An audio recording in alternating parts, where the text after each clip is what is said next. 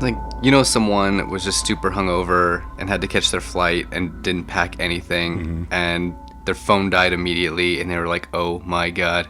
But we're too embarrassed to say anything, so they just played it off like they did it on purpose. Yeah, raw dogging it, bro. I would get off the plane. The guys, I can't do this. I'll get another one. Mike's just like, bomb. Yeah. Well, this brings us back to a awkward place. Welcome back to Rapid Troop Sucks, where we're talking about going on Jeremy's extended out-of-country flight, and we're trying to convince him not to use any technology, just a man in his thoughts. And what's that called again? It's called, I think, mental prison. And I think that's what you're trying to do in the sky every which way. But welcome back to Rapid Troop Sucks. We're a podcast about obscure, forgotten about, and often overlooked films. And as always, I am Paul, and next to me is Mike. That's right. And there is Jeremy. Hello. And there is Collin. Hey. We were going to have Lamar today, but Lamar is not feeling well. So, Lamar, we hope you are feeling much better by the time you're listening to this. You better be feeling better, or that would be very problematic. Today we got a user listener request, and it comes from Trisha for Lucky Number Slevin from 2006, and we're going to cover it. Anything anyone wants to say about Trisha, Collin? Anyone in the room? Anyone? Hi, Mom. There you go. We got a mom request, and do we have to be on our best behavior now? Not at all. Nah. No. Not at all. Trisha has listened to other episodes, so I think she might know what she's getting into. But we absolutely appreciate user and listener. I don't know why I keep saying user, listener requests. We like the mom requests. Yeah. So yeah. Also, the title of a different podcast.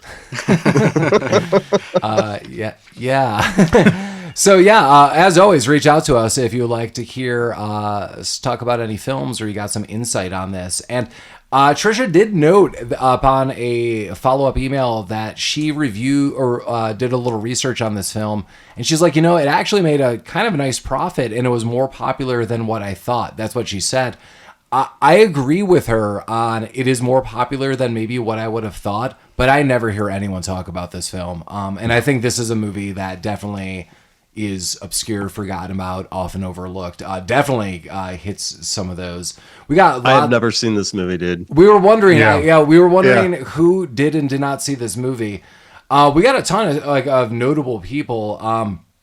So the director Paul McGuigan, he wrote or he directed Wicker Park, Victor Frankenstein. The writer of the movie did a show called Condor. It's 4 episodes, director of this. But the cast, we got Josh Hartnett, Bruce Willis, Lucy Liu, Morgan Freeman, and a bunch of other people, which includes Stanley Tucci and Danny Aiello and some other people along the way. But yeah, we got a pretty much all-star cast every which way. But yeah, I just don't hear people talk about it. And let's go to that summary. A case of mistaken identity lands Slevin into the middle of a war being plotted by 2 of the city's most rival crime bosses. Under constant surveillance by Detective Brokowski and an assassin Goodkat, he must get them before they get him. And it is a lot of, sleight of hand, a bit of mystery, a little bit of whodunit and what's going on, but sure. Also, every episode spoiler warnings, but if this is a movie you're interested in, you should watch it before you listen to this. Oh yeah, this is a mystery that unravels throughout the film, and we're clearly by the mid or the end of this podcast going to spoil the holy hell out of all of that for you. Yeah. We're gonna do it. But I don't know. I'll show my hand. I think you should watch this. I like this movie a lot. So pause this and go watch it. Yeah, I think they of can all still the movies watch that it after we talk about it. Kind of iffy on. This is definitely one that I think we could all probably recommend to go watch this. Yeah. Oh yeah. To spoil our ending at the beginning. Yeah. If they're gonna pause it, what should they go eat? What is the Lucky Slevin snack buffet that they should be having? Horse meatballs. Horse meatballs. So, I didn't see that coming. Yeah. So you got to go to IKEA, I guess. Yeah. I don't know where it's at. Yeah, you got to go deep into IKEA for those horse balls. Yeah. Wow, I didn't see that coming. So yeah, take that, Flo. There you go. So before we get to this movie, I want to have a complete side talk about something completely different than this film. There was a realization that I had, and don't worry about why this came to be, but it's all going to start with Vanilla Ice's Ice Ice Baby.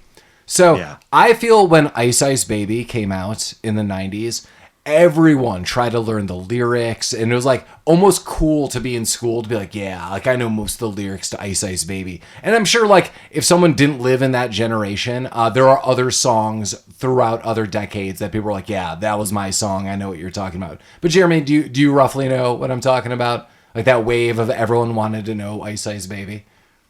Yeah, I guess so. I mean, it was a generational song. It was Sure. Like, somewhat easy to remember. And I especially mean like in the moment, like when that song came out, like people were like, oh my God, like it's crazy. So That guy made a fucking career off one song, dude. He's been on like several television shows. Sure. He had like one fucking song that everybody liked. I'm dying to know where this is going. Okay, so I started listening to the lyrics the other day. Like it was on like the background in something. I'm like, I need to look this up. Are you going to freestyle it for us? I'm going to totally freestyle all of it. Because I mean, I'm not going through the whole song. I want you to put your phone down and do it for me. This is all from my memory. Because I can do a lot of it, I think, still. That's amazing and sad, and Mike's proving my point. But I mean this all in a good way. So I mean, everyone knows like the kind of like the startup, like all right, stop, collaborate, and listen, all that. Like, and you get the first couple verses. This story in Ice Ice Baby really takes a depart for me. And when I looked up the lyrics, I'm like, holy shit, what's going on in this song? So he's talking about like he's checking out all these ladies. He's like, girls were hot, wearing less than bikinis. A rock man, lowers driving Lamborghinis. It goes through. So then he's talking about like all this nonsense. He's like, okay, he gets to some kind of party and he's like, Shay with a gauge and Vanilla with a 9. Ready with the chumps on the wall. The chumps acting ill because they're full of 8-ball. Gunshots ring out like a bell. I grabbed my 9. All I heard were shells falling on the concrete real fast. This is the last lyrics stanza I'm going through. Jumped in my car, slammed on the gas, bumper to bumper, the avenue's packed. I'm trying to get away before the jackers jack. Police on the scene, you know what I mean. They passed me up. Confronted all the dope fiends. So let's before I get to these last lyrics, first of all, this dude's like rolling around with like a gun, and his friend's got a gun, and he's just like shooting people. Vanilla Ice invented white privilege. Well, so then he's just driving around, and then he highlights the cops aren't even pulling him over. Mike's totally right. And I'm like, what the hell?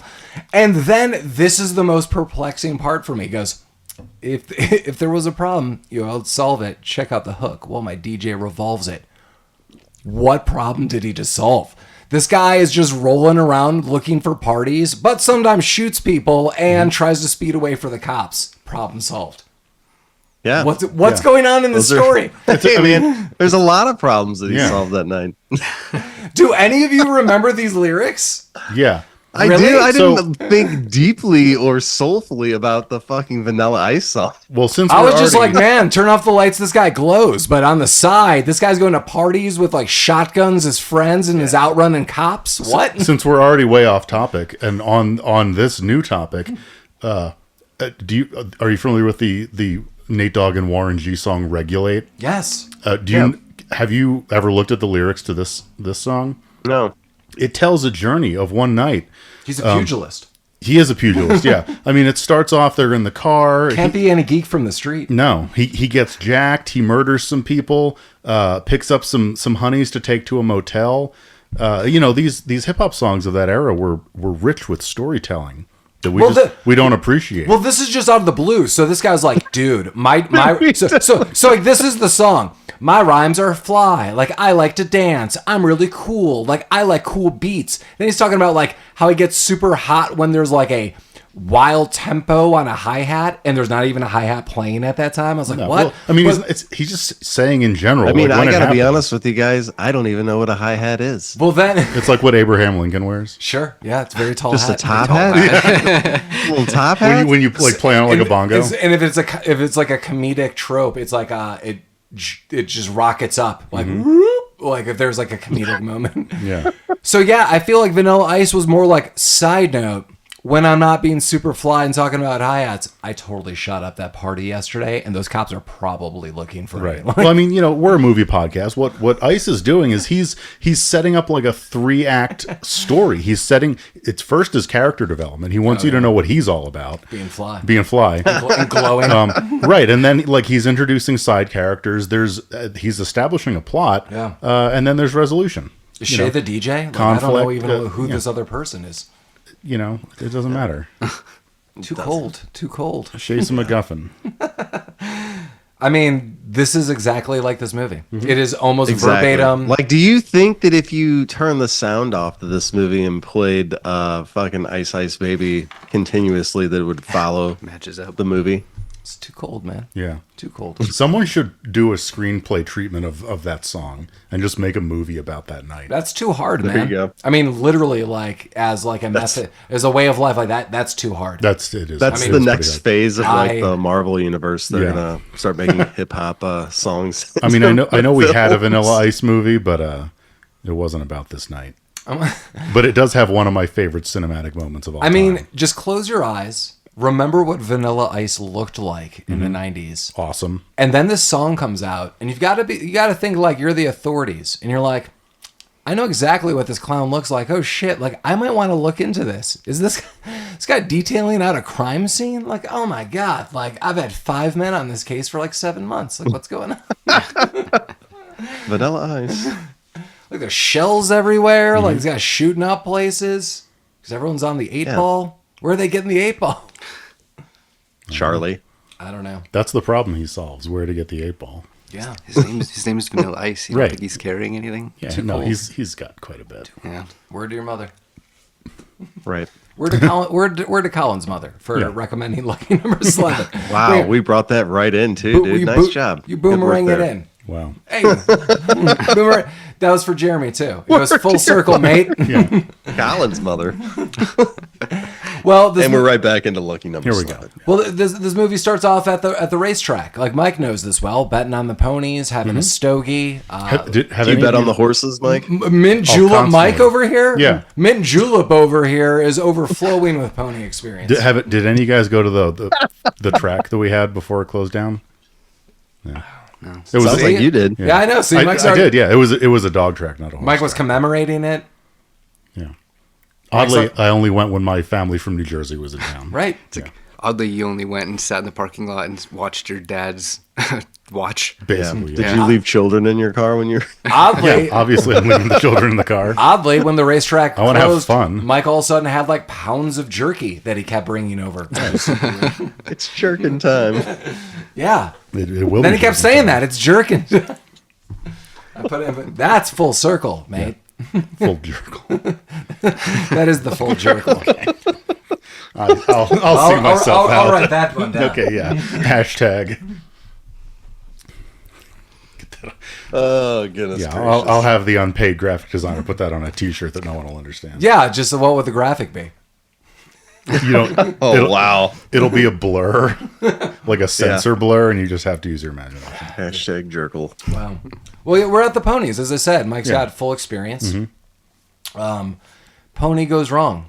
Pony goes wrong, pony boy. So basically, I like this backdrop. So basically, and I'm going to put down my notes so that I can maybe unpack it in my mind. There's a lot that happens here. There's a lot happening in this movie at all points in time. Yeah. So basically, a nobody has a tip-off that there's a sure-to-win horse in a upcoming horse race. Yeah, the horse is doping. Yeah, and they have a really good doctor who's really good at doing this and guarantees results. And I guess they've used it before, but the problem is that guy also likes to talk to people. And he still starts telling people that he has this horse and there's going to be a fix. And there's a sex worker who overhears this and calls one of her clients and starts spreading the word. Now, all of a sudden, everyone is finding out that there is this sure thing fix, including this poor regular Joe named Max. Kid named Max. Yeah. Max. Yeah. Yeah. Who has a son and a wife. And he just wants to better his family.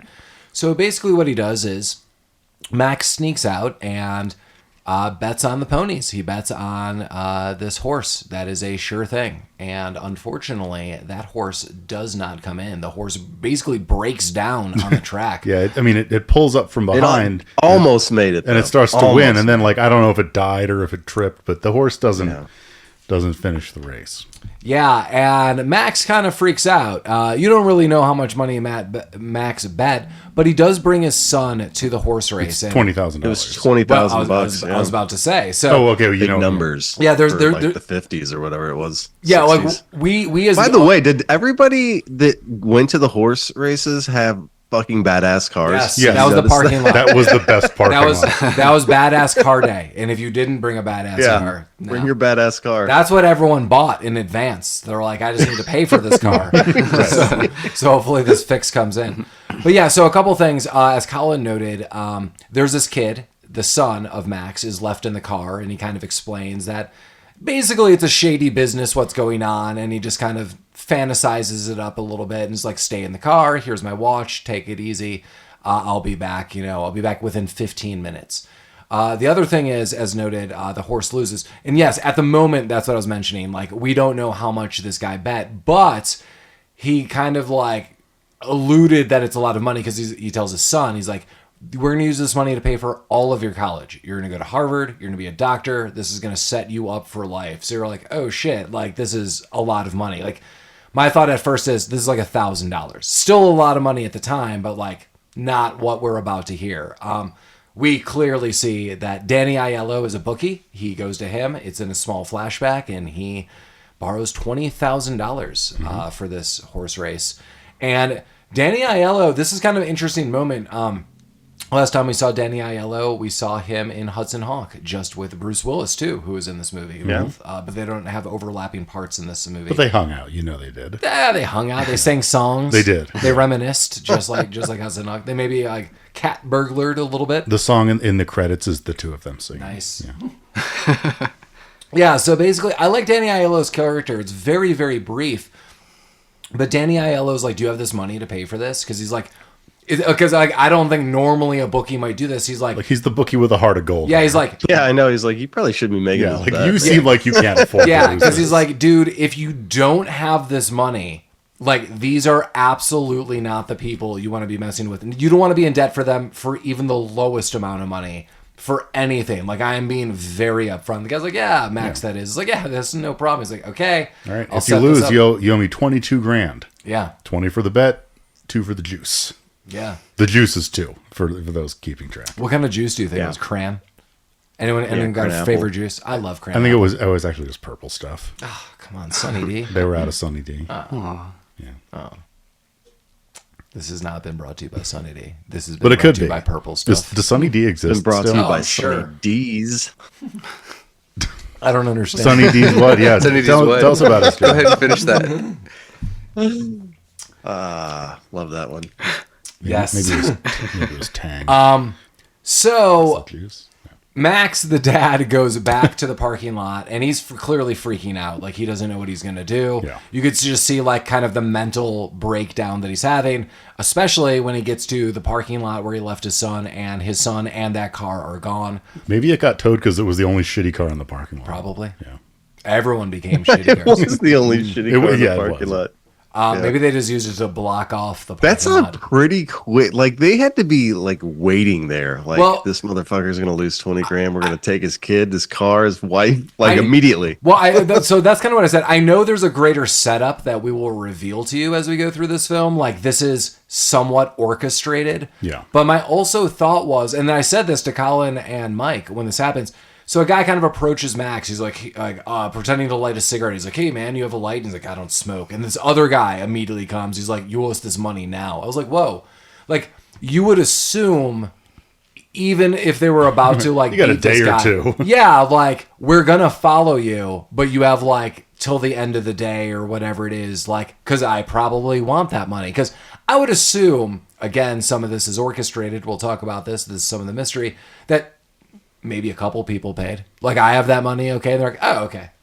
Well, it sucks for you, but I better get that money. Like, but yeah, Max is given nothing. Like, it's just like they beat the hell out of him. They just clearly know he doesn't have that money.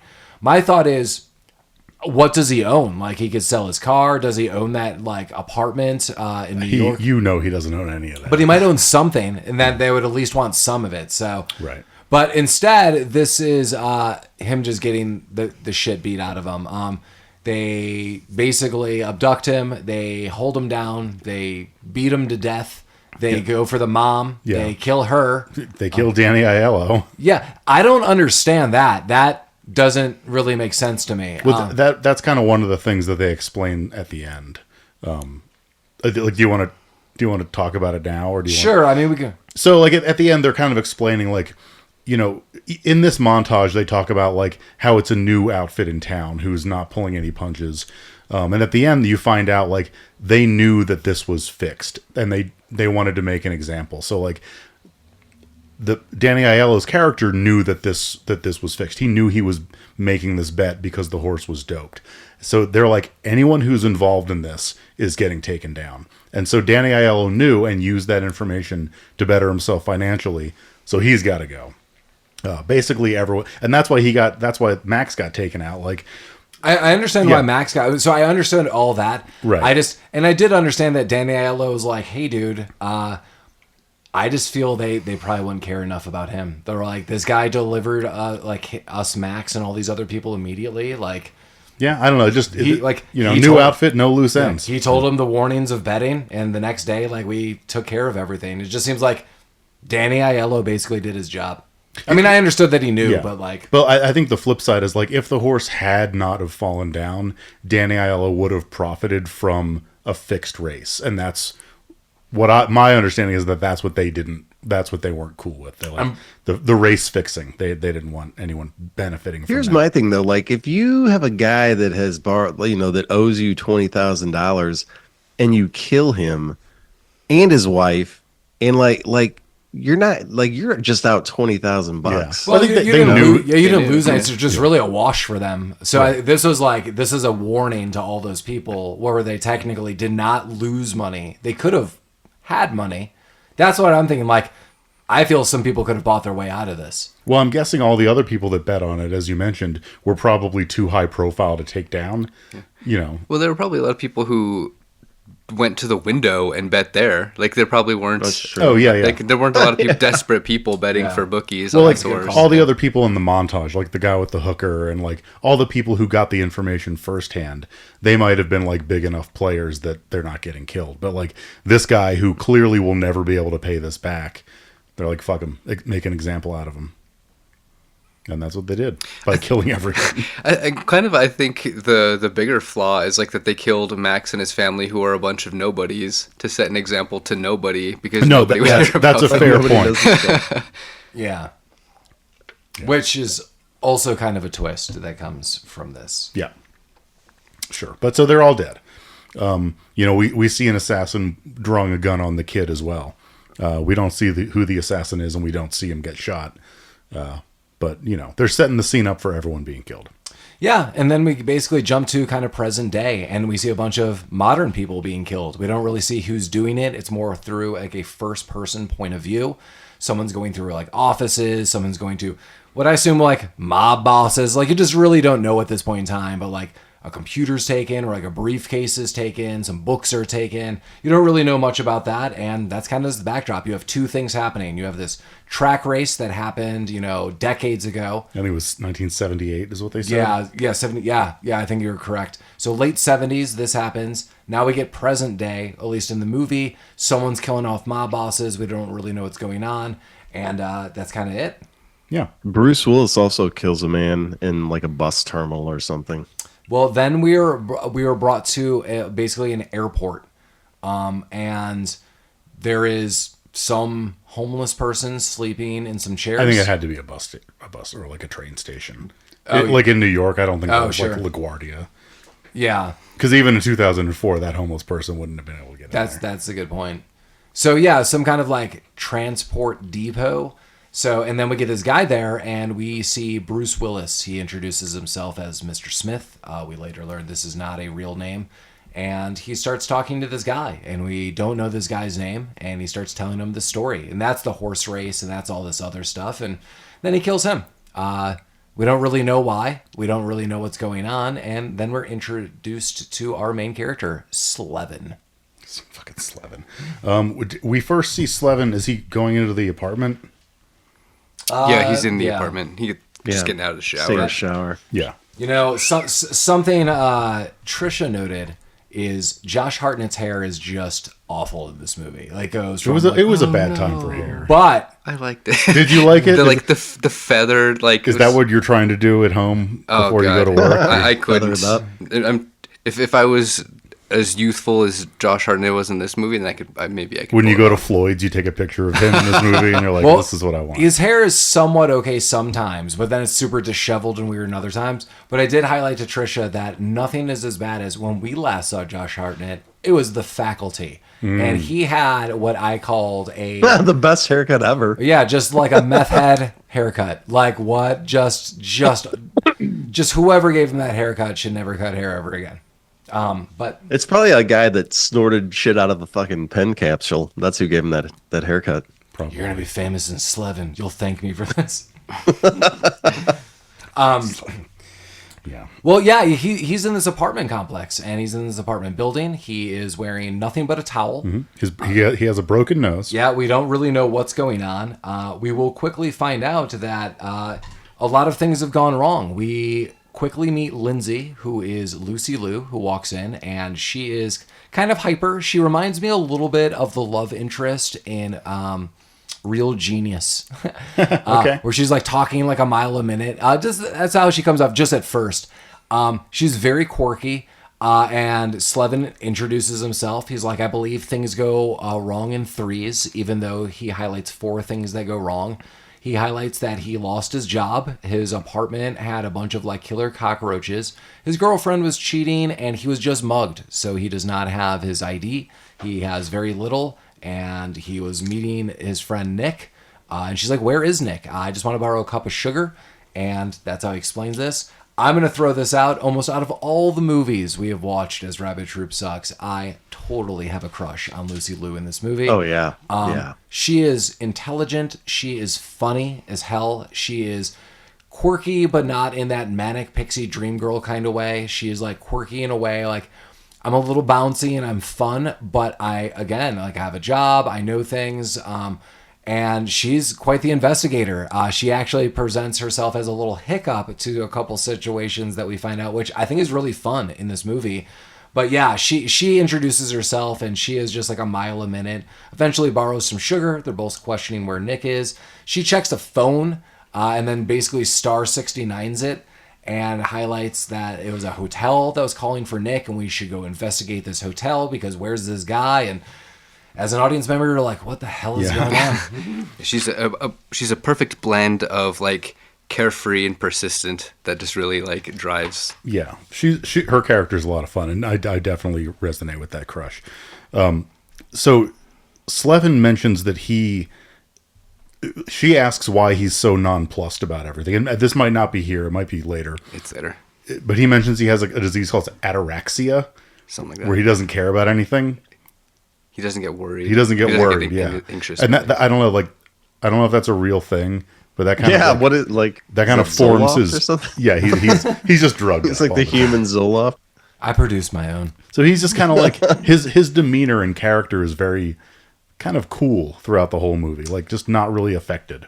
Yeah, so before we did this movie, I noted, I was like, man, I have not seen Josh Hartnett in anything.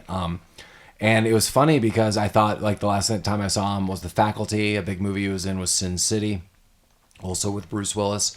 But I was like, yeah, where did I see him? And then like immediately after we had this conversation, my wife and I were watching an episode of The Bear, and he has a guest cameo. He is marrying one of the people in the Bear. I was like, oh my God, like this is crazy. And then he is going to be in the new M. Night Shyamalan movie where he's like going to a concert. Oh, Mike loves What's that M. called? Night Shyamalan. Safe? Bitch, Something like that? Trap. Dick. It makes Mike feel safe. Yeah. Yeah. M. Night Shyamalan sucks, and all of his movies are terrible. You mean the M. Night Shyamalan trap? Yeah. Nice. Yeah. Mike- Shamalama ding dong. Yeah, Mike loves Shyamalan. Yeah. Loves him. they're all so bad. We should do one of his movies for Mike. No, I don't we're think- never no, gonna I do agree. this, yeah. I agree. We don't. We don't need to do that. No, you guys can't do that to me. We can't do that to you, listeners. Right. It's like Forrest Gump when he was like, life's a box of chocolates. You never know what you're going to get. You're right. You don't know the degree of awfulness that you're going to get. It's like everyone shat in all of those chocolates. You just don't know how bad. So, Right. You know what kind of animal shit you're eating, but you know it's going to be bad. yeah. Yeah. We could review the one with Mark Wahlberg where he just runs around like The Happening? confused the Hey, whole time. Zoe Deschanel, shut up. Those fucking trees are trying to get us. Guys, it's the pollen. There you go. Yeah. Oh my God, I shot that kid in the face. I gotta have a protein shake, guys. Shut up. In Shyamalan's world, when you shoot a kid in the face, that's called the real whoopsie daisy. Oh fuck, I picked a whole bouquet of whoopsie daisies. That Guys, was- we gotta go to Wahlburgers right now. Recharge with some protein. The Happening was originally going to be called Whoopsie Daisies. It should have been. That'd have been better. Damn, our listeners just got a free bonus episode. No, they didn't. Because they were forced to think about that film. Yeah. And now they're worse. They are worse. What about this movie? then? Sorry, Mom. They're not worse about Is she a Lucky fan Number of the Slevin. Sham? No, about Lucky Number Slevin. No one's worse for Keep watching interrupting this. it. Well, she had to listen to that. I was talking about him tonight. Well, Yeah. well, after Lucy Liu leaves, there's a knock at the door, and we get to meet Slow and Elvis. I love Slow and Elvis. Yeah. And they don't like Slevin's talking back. And they kind of beat him up a bit, break his nose up some more. Does Slow have like Yeah, what's big going on fake with his teeth? Yeah, oh, he totally does. He has like those What's that? wax vampire teeth, but like they're just big white teeth. Yeah. And he's that is Bubba Gump, is it not? Well, That's right out of Forrest Gump. it looks like it with those teeth. No, I mean that's the actor that is played. it really? Yeah. that Oh played, shit! I didn't Bubba piece that in- together. Yeah. That's phenomenal. What kind of shrimp do you think Slevin would order? I can see him being a shrimp and grits kind of guy. Yeah. Yeah. I don't know. Probably a prawn. Yeah, nice. What kind of shrimp? Delightful What kind of prawn. shrimp are you gonna get? Are they gonna be on the Barbie? Is it going to be a Shrimp. galaxy? yeah, It doesn't seem yeah, like they a are going to be on the galaxy. Barbie. Jeremy, when you come back from Australia, how Australian are you gonna be? I don't know. I feel like you have to be envenomated in order to be a true Australian. Like bitten by something? Yeah, by one of the poisonous creatures that live in Okay. Australia. Okay. By an Australian. Although I shouldn't say poisonous, they're venomous. Because One of the venomous creatures. I was gonna that have a live in side Australia. bet with Mike and Collin that you are going to harpoon at least one dude there. I think that's just standard. Like you're on a speedboat, someone says something, and you're like, no, and you just harpoon that guy. You have to. That's what I mean. When you get your Uber from the airport, is going to have a doof warrior on the front of it Right. playing bass. Yeah. Yeah, I I don't want know. you to go Maybe- I want you to go Fortnite while you're out there. I want you to wear a Bluey mask Oh, and then just hunt people with a harpoon. is Bluey an Australian? Maybe I'll run thing? into like Yeah. an Aboriginal person, and they will take me up to the northern country and Teach you how to play and some type of didgeridoo and shit. walkabout. Maybe they'll Yeah. give you some kind of sacred vase or idol that when we hold will reverse bodies. We found this in a small rabbit. Here we go. And then I need you to run my apartment or department store and make sure all these tchotchkes that are coming in for my son, Fred Savage, goes everything. So That's my understanding of the Australian experience is that. just like Lucky Number Slevin. Yeah. Yep. So Slow and Caesar. We meet the boss. Elvis. Slow and Elvis. That's brilliant. Yeah, finally. Yeah, they meet the boss. Yeah, Morgan Freeman plays the boss. You got to be a real fucking certain type of person to nickname yourself the boss. I don't want to go too deep into my comparison right now. There is a movie that I would like to do just kind of eventually. I would like to do Wanted with Morgan Freeman also is in this. And I feel he plays a very similar character. I feel it's like the same character. So I would make more comparisons after we did Wanted one day. But like Morgan Freeman is the exact same character essentially in this movie. I do Wanted. Yeah, It's got that dick from all the M. Night Shyamalan movies. James McAvoy. Yeah, James McAvoy. Yeah. And Professor Angelina X. Jolie and what's his name? Chris Pratt. Chris Pratt. Star-Lord, yeah. Because is he wanted? Dead or alive? No one wants Chris Pratt in that movie. Dead or alive? Dead, yeah, well, dead. Chris Pratt's in Wanted? For like The 30 Angelina seconds. Jolie movie? Yeah. Okay. Yeah. I was like, man, I did not realize that. Yeah, James McAvoy hits him with a keyboard, and then that's it. There you go. Oh, yeah, dude. Yeah. Now I remember. He's the office guy. Yeah. He is. Yeah. He's like some kind of bro. Well, we meet Morgan Freeman, Yeah. and he's like, "Hey, dude, you owe me $96,000." Wait, sorry to backtrack. When Slow and Elvis, don't they mention something about the one-legged man? Well, yeah. There's like a bad joke that Slow says. Did I miss it? Who is like something about a one-legged man, and Tell it to the one-legged man so we can bump it off down the road. yeah. Oh, it was a joke setup. Well, Okay. that's why Elvis looks at him like, "What in the fucking holy hell are you moron." talking Okay. about?" Like, because he gets out of his like, "Dude, slow your roll." Dude. That's why they call him Slow. Yeah. Well, Okay. we're meeting We're the boss. with the boss. And Morgan Freeman, through a series of things, basically highlights you owe me $96,000, and I'm gonna let you off because you're gonna actually do me a favor. You're gonna go kill someone, and we basically learn about this whole mob rivalry that the boss is at odds with the rabbi. Why do they call him the rabbi? Because he's a Rabs. rabbi. Because he's a rabbi. Because he's a rabbi. Because he raps. Yeah. And his son is the fairy, and they note because he's gay, and they call him that.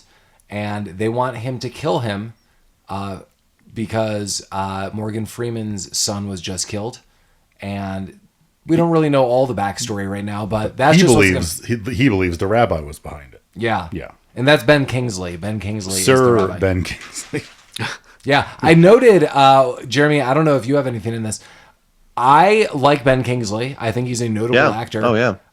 He is good in this, but I feel maybe in the last 10 years, I've seen this guy in a bunch of shit. Like, Yeah, he's like pulling a Nick Cage where he'll just be in whatever. they yeah, ask it's him to like, be in. I don't know. I don't have anything specific, happens but sometimes. I want to say like maybe I've seen him with a lot of CG. Like Ben Kingsley and CG is not the mix. That's not the No. mashup I want. Wasn't he in that stupid In the Name of the King movie that we've talked about multiple times? He might have been. Yeah. Dude, he like once you like establish your name, man, they probably like come up to Ben Kingsley and is like they're like, "Hey, we're gonna put you in 3 days of filming. We'll pay $1 million." He's Yeah. like, "Where do I sign?" It's like, I'm the king. Like, I am a knight of the British realm. I was Yeah. a Gandhi. Do you want to be in Iron Man 3 as a moron? Like, yeah. Where is my royal tester?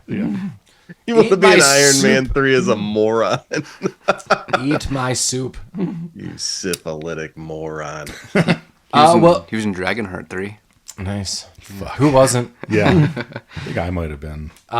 Well, Slevin agrees to do this. He really has no other choice. Yeah. It's we're gonna kill you or do terrible things or do whatever. And Slevin's like, let me think about this. Cool, I'll do it, and all is forgiven. So, what's kind of fun about this movie? There's a lot of bouncing back, and the bounce back is always back to the apartment.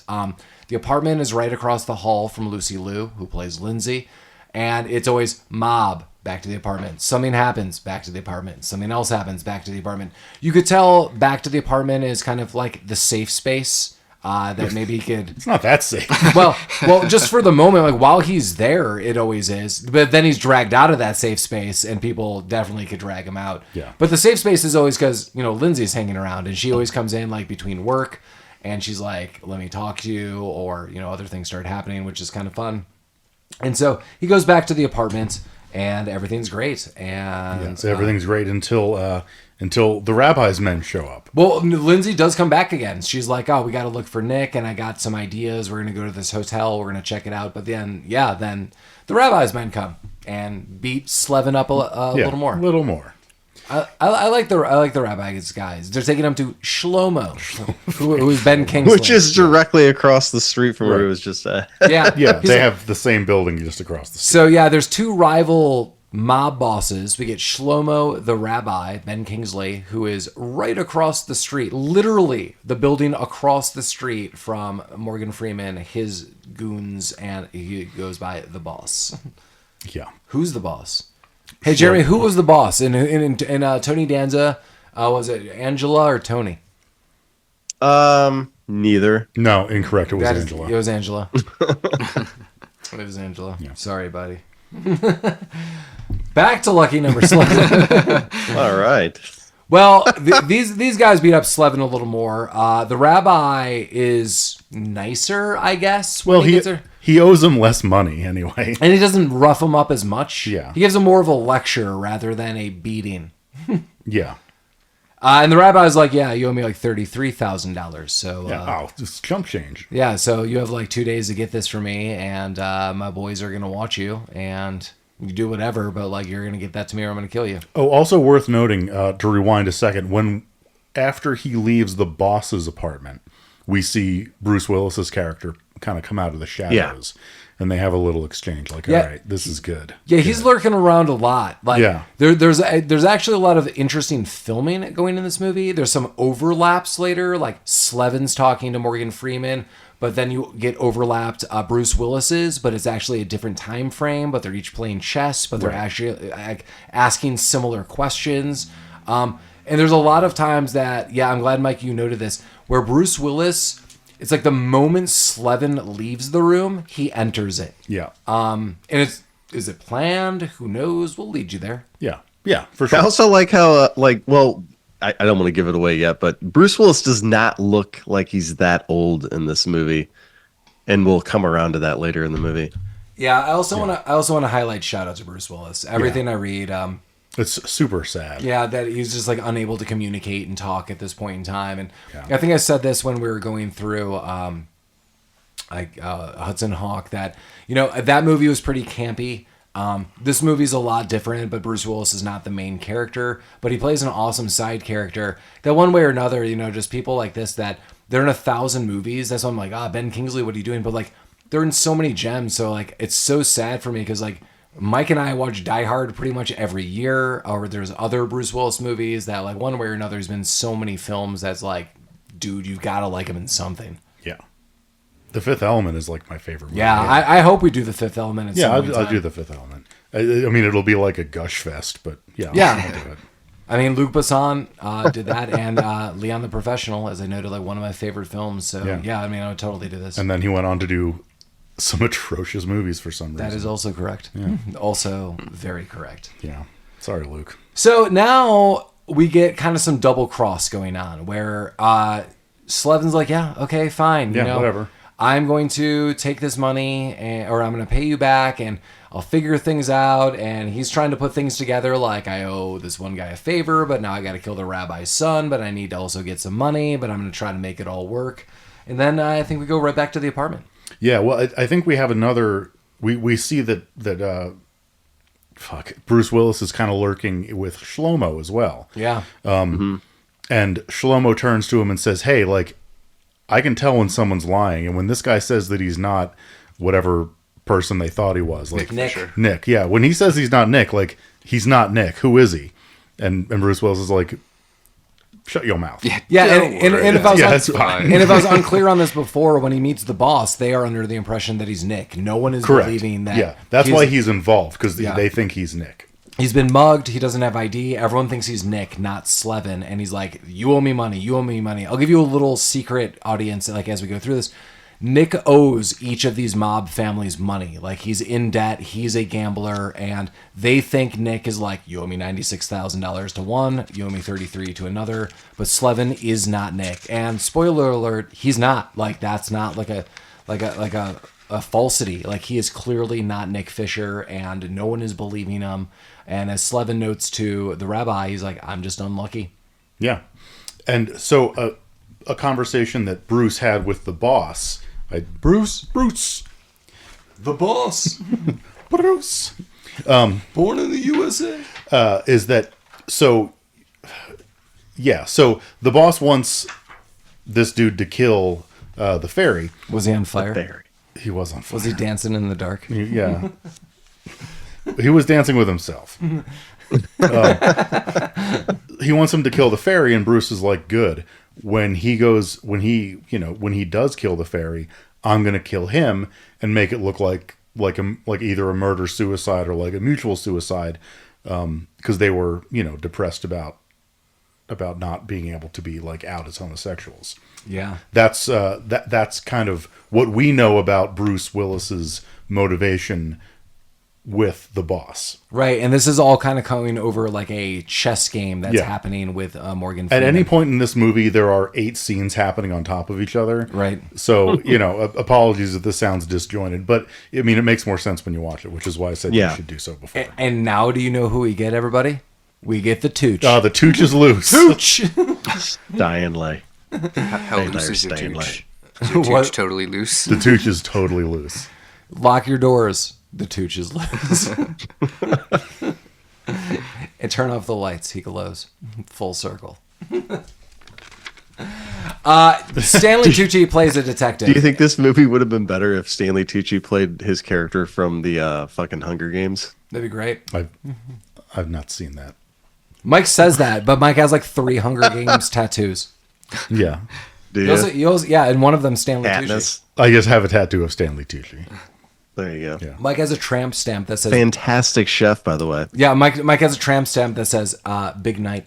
Yeah. Actually, you said right. both of those things. Big Night is another one of my favorite movies. Yeah, it's a great movie. Yeah. Tony Shalhoub. Yeah, Yeah.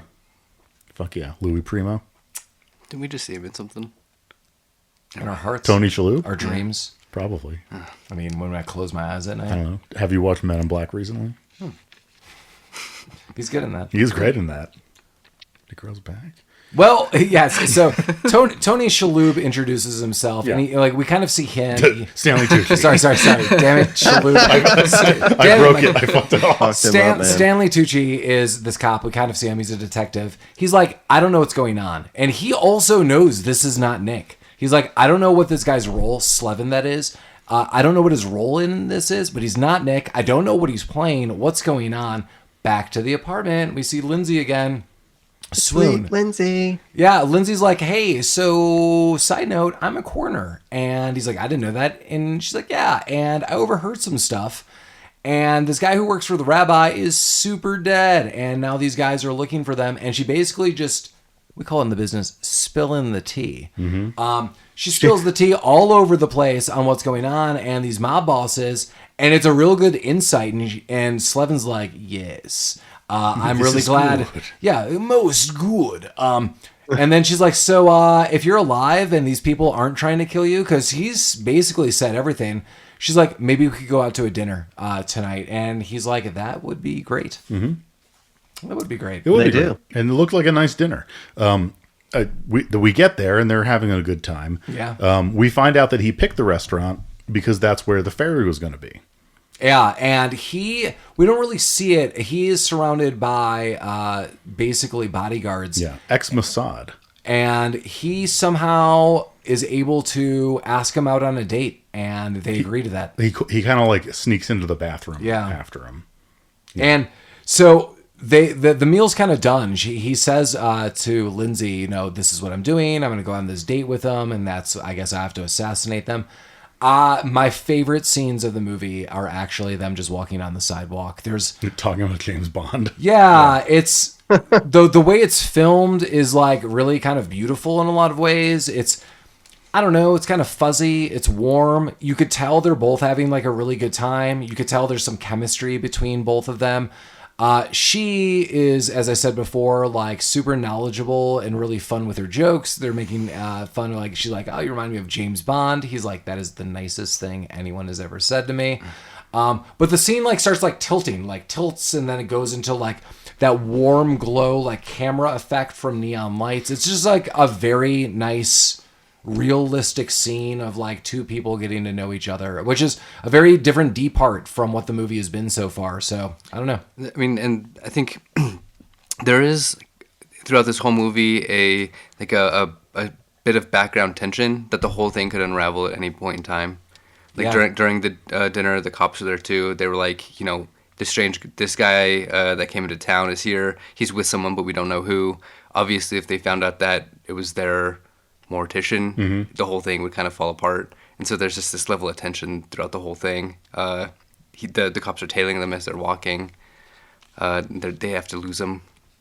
Yeah, and Which they Lucy do. Liu doesn't know much about this. Right. I mean, she is in the know about overall what's happening. But there, yeah, as Colin's noting, there's like so much more behind the scenes. And they spend the night together. I think it was a very tactful, very well done scene. I totally buy the romance between both of them. I think they work well together. And then we get the next morning. You could tell Slevin is a little on edge. He says he's going to go get coffee. We don't really know what's going to go on. She stays in bed. He does go to get coffee. All of the mob goons are, third gut punch. Yeah, they're trailing him. And then Stanley Tucci rolls up and introduces himself. He's like, get in the van. Oh, no, like he's already introduced himself, but he now introduces himself he to the team. abducts him now. Yeah, so he's in a van. And then, another gut punch. Yeah. Slevin just gets the shit kicked out of him every which way. We've noted doing the movie Brick before. Joseph Gordon-Levitt. Similar. There's someone just getting the shit kicked out of him throughout a movie. In the police van, which is a plumbing van in disguise. They like to plumb. Yeah, they do plumb. Like Super Mario. It's me. Hey. I'm plumbing. Get in the van. I had a dumb joke, but I'm not going to tell it. Do it. Okay, no, it's this is the first time we actually hear Slevin give his full name, because they ask him who he is, and he says, "I'm Slevin Kalevra," which I believe is the first time he said this. Yeah, it was clever of him to come up with that name. Ooh, dirty. But that name means something, which we'll find out later. That's true. It was honestly, finding out was stupid, but that's fine. Yeah. We did it. Yeah, we did. Well, we will. But anyway, I don't even remember what they talked about. It was just like, who are you? What the fuck are you doing? Get out of this van. Yeah, I mean, he basically says this is his name, and Tucci's like, I know there's more to this than what's going on. And then, they just like throw him out of the car. They're like, we're going to be watching you, buddy. Yeah. He's like, my name's Slevin. Yeah, Slevin. Hey. Also, they threw Slevin. him out of the back of the van, and he like just stumbled a little bit, and then was like continued walking. Yeah. Like it was just like the coolest getting thrown out of the back of a moving van scene I've ever seen. I would have like broken my ankle, or I know, like anybody would. Oh my! He just like my coccyx. All right, I'm good. he just like he's fine. This isn't his first time. You didn't see he had Heelys on, so he actually rolled off, rolled onto the pavement. That's how Seven rolls. Yeah. He goes back. He has coffee for Lindsey. And at some point that in the morning, the boss's toughs show up with a suit to wear on the date with the fairy. Yeah. Do you remember Look what nice. the boss's toughs names are? Slow and Elvis and Costello. I'm doing all right with this. I don't know where I got Caesar from. I thought it was a joke. Elvis I and loved it. Caesar. No, Slow and Caesar. Yeah, Slow and Elvis. Yeah. Either way. Is it Caesar? No, it's No, it's Elvis. It's not Caesar. I'm an idiot. Is it Tony Shalhoub? It's That's Tony, how he got it's me. Tony Shalhoub. got the Shalhoub going. Yeah. Slow and Shalhoub. Did you bring the Shalhoub? That's actually the law firm that I use. It's complimentary at the door. It is complimentary. Okay, so he's all dressed up. He's looking nice in his new suit that Slow and Caesar gave him. Would you say he's a sharp dressed man? Yeah, well, Is everyone crazy about him? yeah, well, most importantly, the fairy is crazy about him. Nice. Also, Yeah. This is what they call him in the movie. Like, please don't write us email. Yeah. Yeah, we're just using the verbiage of the film. So yeah, he goes to the fairy's house. He invites him in. He's like, "Oh, you're early. I wasn't expecting you. Chill out while I slip into something more comfortable." And he just shoots him Yeah, right in the chest. right in the chest. Well, first he says, "Hey, someone's trying to kill you." It's me. Gotcha, bitch. And then he shoots him. Yeah, that's true. And This is the first time, and this is the first time we see like Josh Hartnett like show any type of violence. right. This is the know? first time that he kind of breaks Yeah. the character of because the whole movie he's up until this point he's playing the like, I'm just some random guy. I've been mistaken for this other guy. Well, note what Mike just said. He was playing like you were under the impression that like he has been thrust into this situation, Right. and by only killing this guy will he be set free. But as Mike noted, he has been playing something else this whole time. Right. So and you as a viewer up until this point don't.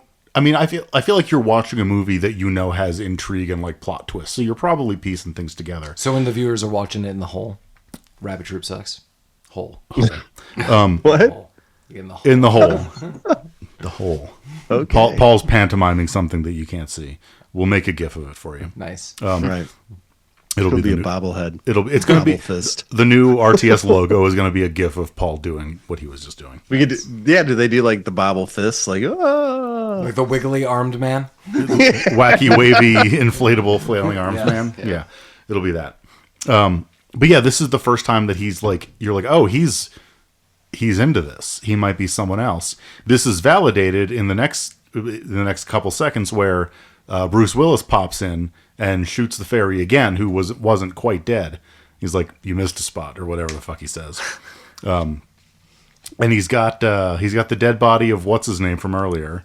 Nick Fisher. Nick. He's got Nick Fisher with him. Yeah, And Bruce- now it's like, okay, these two are in cahoots. Yeah, Bruce Something's Willis is up. like straight up like, here are the keys to the car. Go to the parking garage. Yeah. Get this like massive suitcase. He wheels it up. He then opens it up. Nick Fisher pops out.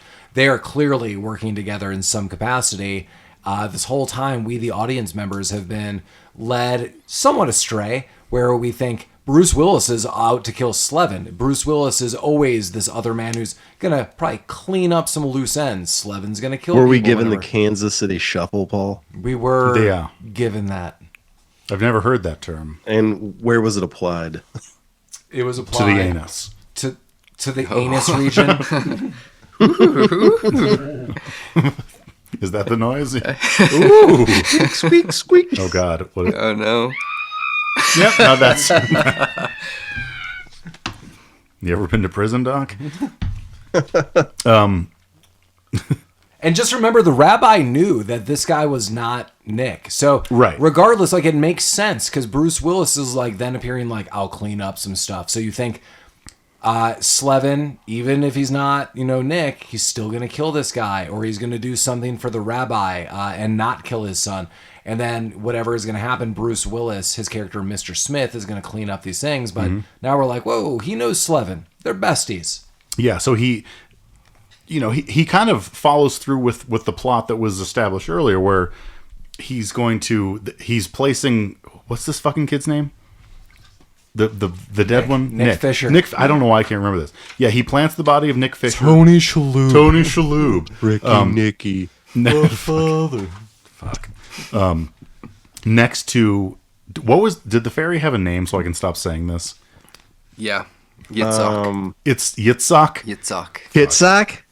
Nutsack? Yitzhak. Sure. And you're sure you know Whoa! Whoa. It's a lot easier to pronounce. It was the rapper Modest Yahoo. There. That's who this was. Yeah, so he plants Nick Fisher's body next to Black Betty. Nutsack. From Pam, Black Betty. Hey, madam, flam, yeah. Or Jeremy has a ram jam. A ram jam. Shit. Yeah. Okay. I'm gonna have a Ram Jam. And Slevin swaps watches with this kid, with Nick Fisher. Would you say watch this way? It's to foil all the forensics. Honestly, I didn't understand why he did this, but The reason he did it was to convince Bruce Willis, or so that when the body went to the morgue, Yeah, the morgue.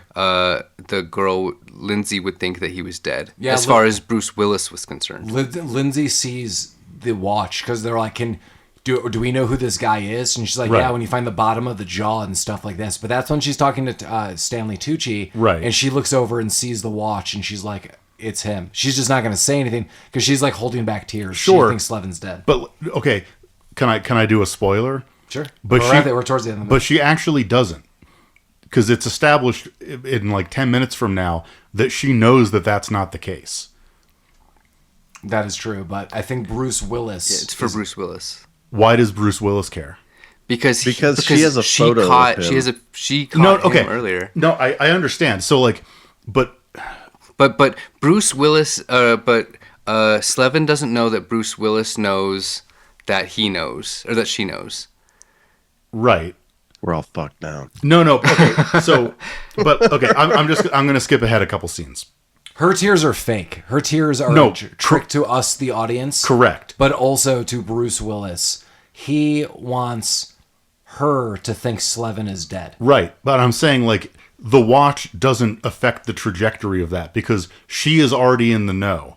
She did not need to see Slevin's watch to pretend, because she's just pretending.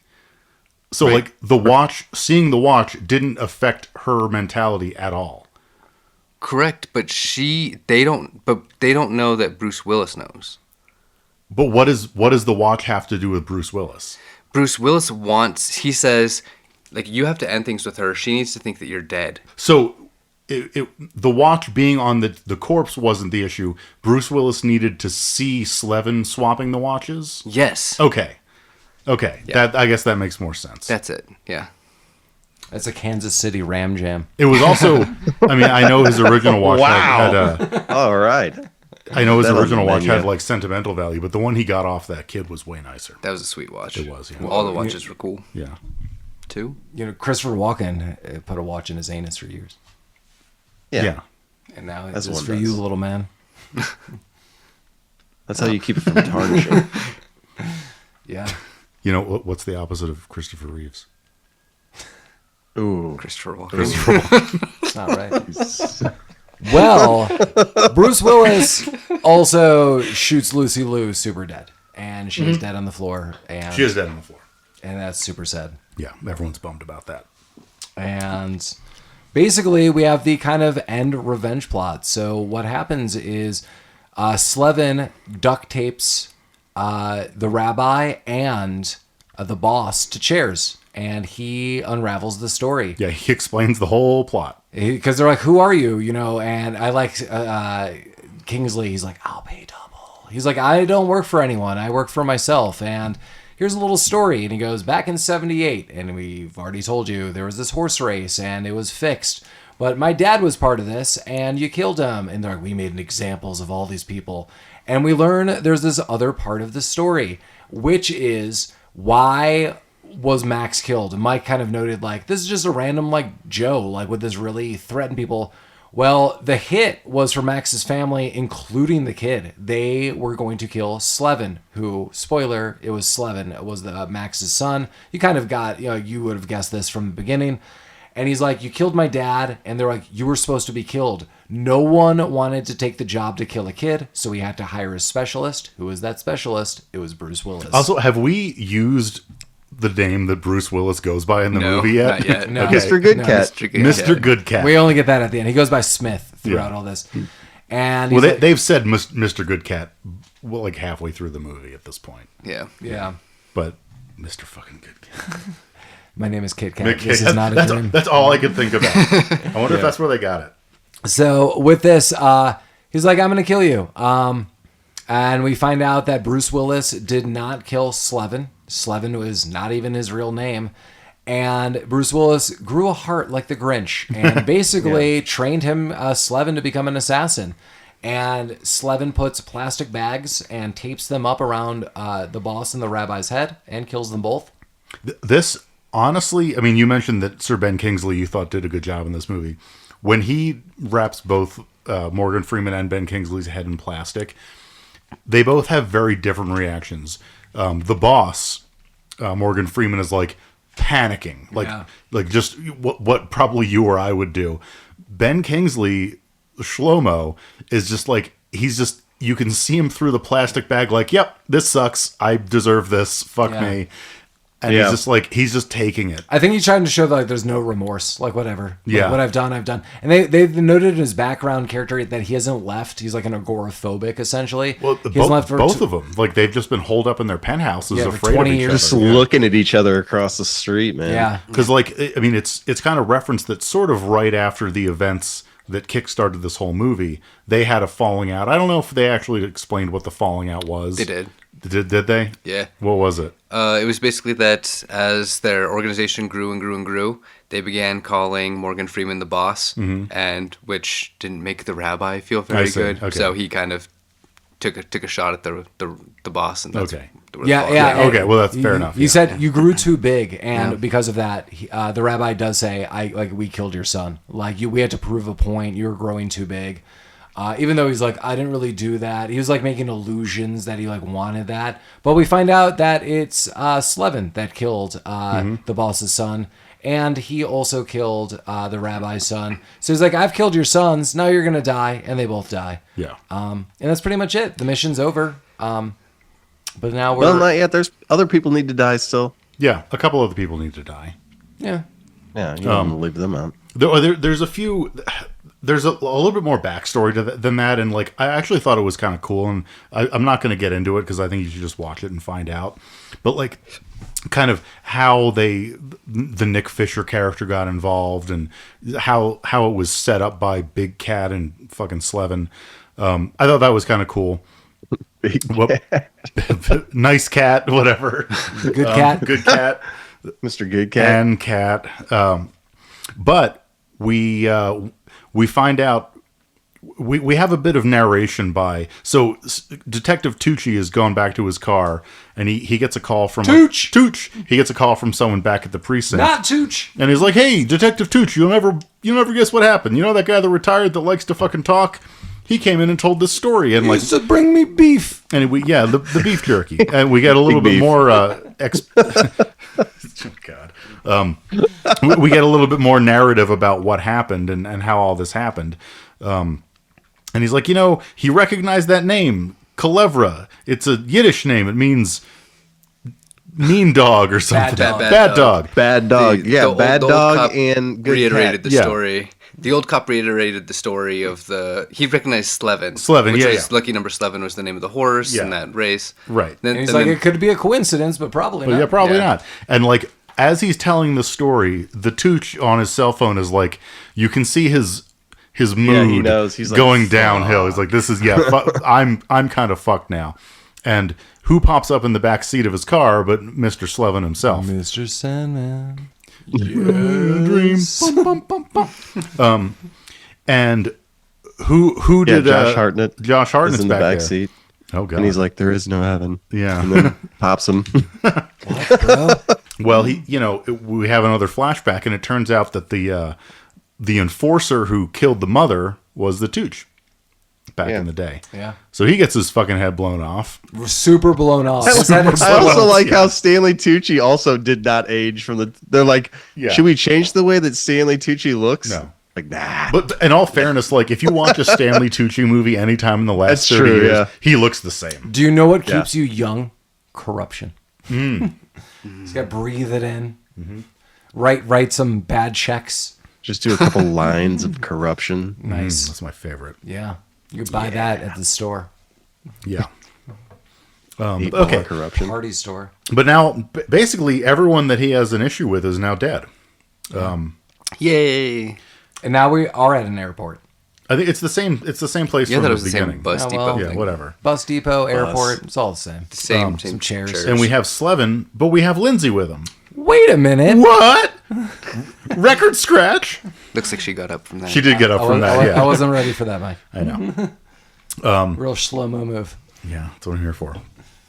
And we see a flashback of him kind of telling her what's going on. He's like, "This is fucked. Like, he knows who you are. You noticed him. Blah blah blah." He's like, he knows directly. Like, he's going to shoot you. Yeah, right he's going to shoot you super dead, right in the chest. What if they shot me in the head? That was a chance we were willing to take.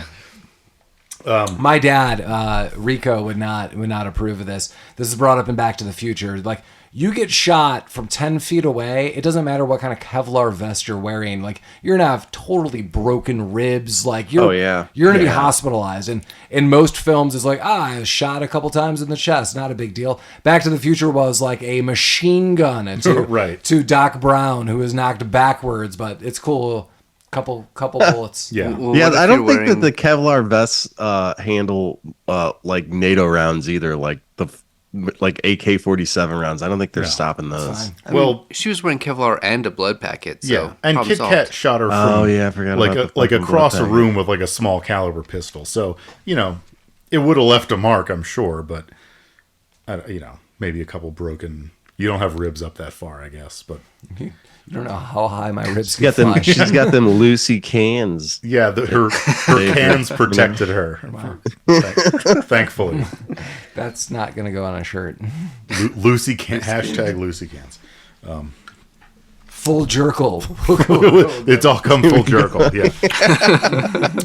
So they're together at whatever kind of travel facility they're at, and they're like, "We got to get the fuck out of here." Who the fuck shows up? Mr. Goodkat. Mr. Goodkat. Yes. Hello, Mr. Goodkat. Yes. What's wrong with your voice? Send me a 22 bullet. And he's like, "Oh, fun! I thought I killed her." Well, he's like, how did you know? Yeah. He's like, I'm a world-class assassin, ass clown. Yeah, that's the funniest part of the entire movie when he said that. Yeah, Yeah. like I'm a fucking world-class assassin, asshole. He's like, "Well, I didn't think you'd understand." He's like, "You didn't think I'd understand, dick?" And then it flashes back, and he was the guy hired to kill the kid. Yeah. And he understood because he didn't kill the kid. Yeah. Yes. Yes. Like, how do we make Bruce Willis look younger? Put a mustache on. Right. Give him some aviator sunglasses and a mustache. You can't tell. It's fine. He could blend in anywhere. You would never suspect it was Bruce Willis. Right. They should have just had Joseph Gordon-Levitt with some prosthetics, like from Looper. He could be at a mall. He could be at a kid's soccer game. He could be at first class travels to another country. When he has that mustache, he's a man of mystery. He is, yeah. Yeah. But that's pretty much it. Yeah. He approves. You could tell that Slevin will live his life, and it will be with Lindsey, and Dad will still be some kind of assassin that's not going to do anything. And you would probably think that Slevin will still be doing nefarious things, but maybe. Well, I mean, like, he doesn't have a job, I don't think. Yeah. I don't think he's, like, going back to the office. Something's got to be. He wasn't, like, on PTO for this. So, like, I think it's just his life. Yeah. You don't think they can grab any of the cash from the extremely wealthy gangsters that just murdered? I mean, he might have. I don't know. Yeah. I bet he's going to go bet it on the ponies. Full circle. I think he took that guy's It's in the wallet. blood. That's the real full jerkle. Yeah. Gotta wait for the sequel, Lucky Number Blade. Well, before we go to our full-on last reviews of Lucky Number Slevin, as always, thank you again, Trisha, for reaching out to us. Reach out to us at rabbittroopsuckspodcast@gmail.com if there's a movie you'd like us to watch, or you have some insight on a movie that you would like to share with us, or you have something cool to say, just let us know. As always, thanks for listening. Reach out to us just going to our webpage proper, rabbittroopsucks.com. As always, we are wherever podcasts are located. A couple months ago, we launched on YouTube, so we're on the tubes. We're on, the podcast app for Apple. We're on Amazon. We're on Spotify. If you're listening to us, you know where to find us. Well, Amazon highlight, you could jump. Like, if there's a preferred method Listen, that you if you're have. listening to us, get 5 people to subscribe. Yeah. That's what we're Please, asking. Feel free to give us 5 out of 5 star Yeah. reviews. Interact with us like multi-level marketing. You get 5 I want you people to recruit like people. and subscribe, and there is a heaven for you. Oh, that's Yeah. nice. That's really nice. Look out for new full jerkle merchandise on the store. There you go. What? Yeah. Put that jerkle in your stocking. Oh, someone has. Someone definitely has. Yeah. Well, what did everyone think about a Lucky Number Slevin? I think we should start with Jeremy because he had never seen it before. King Jeremy, Yeah, the Wicked. So I didn't know if I was gonna have enough time for this movie, but I really enjoyed it. I have not seen this movie. I can't believe I haven't seen this movie, considering all the fine talent that they have in terms of actors. I love Lucy Liu. I actually like Josh Hartnett in some roles that he plays in. Agreed. Morgan Freeman's obviously Ben Kingsley. Yeah. Stanley Tucci. Everything's great about this movie. Yeah, the only thing, I mean, honestly, it's a great movie. Anybody that's listening to this that hasn't seen it should definitely watch this movie. The only thing that I don't necessarily agree with is Lucy Liu. Like, at some point, Josh Hartnett had to tell her this fucking traumatic, crazy tale of how he was raised. His family was murdered. He was raised by an assassin. And Lucy Liu's like, baby, with that dick, I'm all in. Yeah, she's And right then or just die. take off with him to the bus station. She has known him for 3. This movie takes place over 3 days. 3 beautiful days. And by day 2, she's like, I'll give up my life as a mortician. Yeah. To leave Yeah. with some assassin I boned She's a not a night ago. mortician. She fucking works in the actual fucking morgue of the. Yeah. Yeah, she's a corner. No, A corner, thank probably you. a great Yeah. job, you know. How'd she get hooked up with Nick, who's fucking like over $100,000 in debt to bookies? That's what Well, I she wanna just know. wanted to borrow some sugar. Yeah, they were just neighbors. They probably just fucking. yeah. You're Yeah. probably, Came over to borrow a cup of sugar without a cup. She was there to bang. 100%. Yeah. Oh, dog. Collin, what do you think about Lucky Number Slevin? I love this movie, and I still love this movie. I think one of the interesting things about this movie is that since it starts building up as something that you know is going to have a lot of twists and turns, in reality, it wraps up like 70 minutes in. In the last 20 minutes, the good guys have already the main characters have pretty much already won, and it's really just a lot of winding up. Like there's not a lot that really gets in their way. They don't really have hiccups. That's true. It all plays out perfectly for them. Yeah, and that I don't mind. I think that's kind of like one of the things I kind of like about this is that it's just the story from front to end. There's not a lot of bullshit, and it's paced well, and it's just good. I agree with Collin on this, especially the pacing, because it is kind of weird that things do overall wrap up and there is like some time left. But the fun part is like when Josh Hartnett, you find out, is no longer like this like random dude. He was not like picked randomly. There's something else, and he kills the rabbi's son.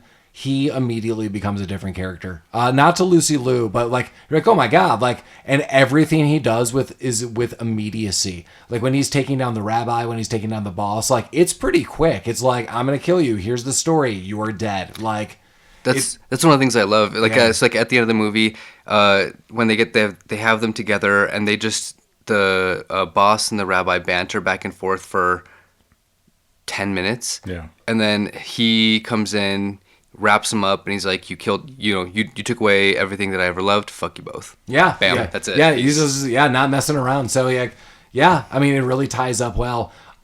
Yeah, I love a lot of the camera shots, as I noted in this. There's like a lot of cool cinematography. There's scenes like there's more like a bird's eye view. They're going up elevators, and then it kind of like the camera flips into the lobby. It almost like spills into the lobby.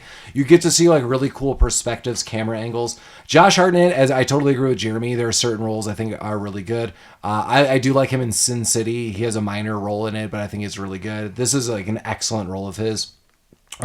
As I said, I mean, anyone watching this movie not getting a little swoony over Lucy Liu, she is just so adorable in this movie, but like really like intelligent and really like brings out another side of Josh Hartnett. She's awesome. I like Lucy Liu in a ton of stuff beyond this, so I think she's great. As Jeremy, as Jeremy said, totally go watch this movie. There's tons of movies we reviewed. Watch this one. Speaking of cinematography, there was one thing I read from some random forum months ago that kind of stuck with me, is that, and I didn't bother verifying it while we were watching it tonight, but evidently there's a thing where the camera angle to Josh Hartnett when he's talking to Lucy Liu is always from the right side when he's lying to her.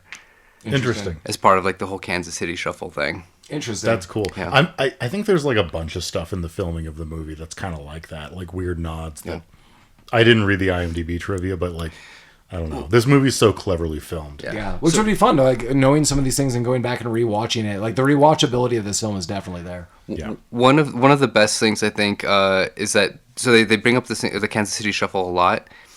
The Kansas City Shuffle, if you just look at the Wikipedia page, the whole point is that it's a con where the con artist gives up a little bit so that the mark knows that they're being conned the whole way through. Interesting. So it's like that's kind of a huge chunk of this movie, and they, obviously they define it a little bit differently in the movie, but as a concept, like just nails it. Yeah. When Mike was one of the track kids before, when we were talking about his addictions, he would do the Kansas City Shuffle a lot. Yeah. I'm doing it now.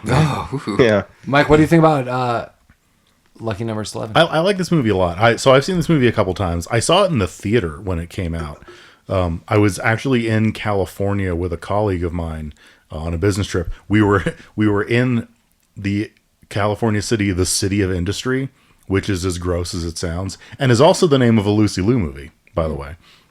We didn't have anything to do one night, and we just on a whim, like, this was the movie that the timing made the most sense. I don't think either of us really knew anything about it, but it was dope. And I've seen it once before with you, Paul. I think with many alcohols, and I want to say I've seen it once again. Aside from that, but yeah, I mean, just to reiterate what everyone said, like, a lot of good actors. Everyone does a good job.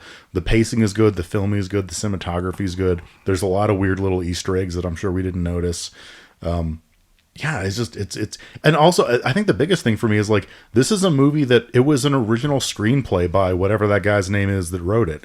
Like, it's not based on a comic book or a novel or anything. That's amazing in itself. Like, just like name another movie that you've seen recently that wasn't based on another pre-existing property. Like, that's a rarity, I feel. And like, huge props for that. Like, to just create a story out of nothing and have it be this good, like, dope. This is good. Yeah, we definitely need more of that. Yeah, 100%.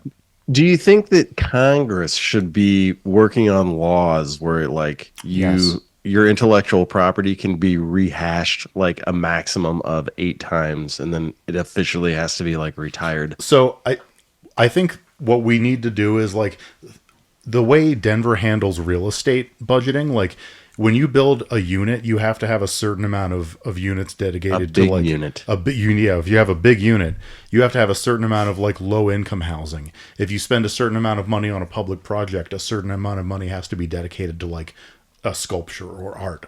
I think Hollywood needs to, for every amount of money that they spend on, like, a fucking Marvel movie, there needs to be, by law, money put aside for, like, and I'm kind of not joking. Like an original idea. Just, like, give someone who has a screenplay, like, give them a couple bucks and try to make the fucking movie. Here you go, buddy. There's no more money. The money's gone. Yeah. You know what? I'm really kind of sad that our next movie, Jeremy will not be here because he's going on an international tour. I'm sad that I'm not going to get to see this and talk about this movie with you. But I feel Jeremy's definitely going to be listening to this episode. So, hey, everybody. Coming up next, 1986 Shopping Mall. Robots get a little funky after an electric storm and go bananas. And things happen. And things happen inside the mall. If you want to see something amazing, it's totally Shopping Mall. You should totally watch it. It's bananagrams every which way. Jeremy will be out of town, but we'll definitely be covering it. And I'm sure we'll find other mall movies that we'll revisit at other points in time. But yeah, anything anyone wants to say? Thanks again, Trisha, for the recommendation and the suggestion to do Lucky Number Slevin. As always, like, reach out to us again. Anyone have any other ideas? LNS? Lucky Number Slevin. Look, oh no. God damn it. God damn it. Well, as always, Rabbit Troop sucks. Yes. No one has a fun thing from the movie to say? Well, I was going to say the bump it down the road thing. Okay. Bump it down the road. Bump it down the road. Bump it down the road.